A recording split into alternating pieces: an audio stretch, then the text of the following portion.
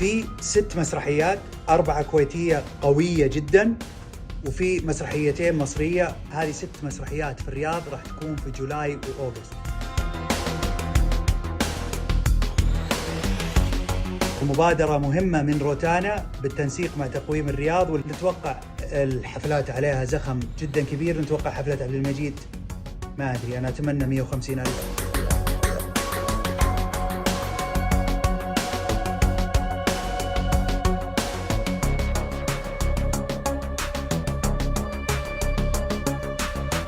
في برنامج كبير حوالين المملكة في أماكن السياحية في المملكة، جولة المملكة بالتعاون مع وزارة السياحة وهيئة السياحة، يمكن نعلنه بكرة أو بعد بكرة.